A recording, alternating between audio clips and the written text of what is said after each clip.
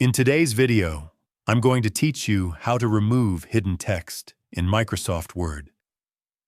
Hidden text can sometimes cause confusion when you're editing documents, printing, or sharing files, so it's important to know how to locate and remove it efficiently. Whether you're using a PC or a Mac, this guide will walk you through the process step by step. The first thing you want to do is make the hidden text visible so you can identify what needs to be removed. Open your Word document and go to the Home tab on the ribbon. Look for the Paragraph section and click on the Show/Hide button, which looks like a backwards P or Pilcrow symbol. Clicking this will reveal all hidden formatting marks, including hidden text, paragraph marks, and spaces. Now you can see which text in your document has been hidden. Once you've identified the hidden text, you can remove it manually. Simply highlight the text you want to delete and press the Delete key.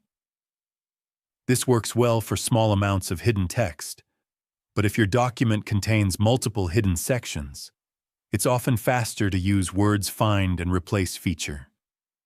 To do this, press Ctrl+H on a PC or Command+H on a Mac to open the Find and Replace dialog box.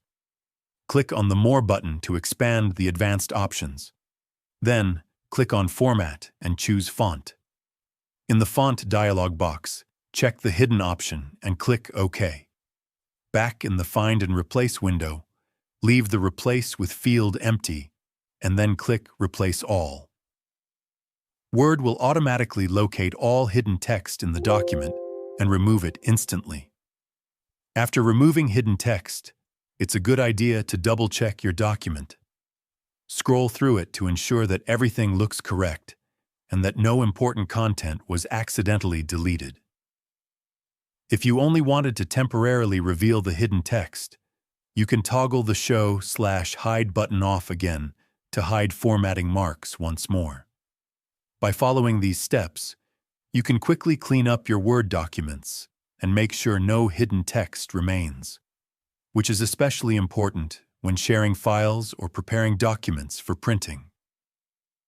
If you found this video helpful, let me know in the comments. Give it a like, subscribe to the channel, and don't forget to hit the notification bell so you never miss another tutorial. Thanks for watching, and I'll see you in the next video.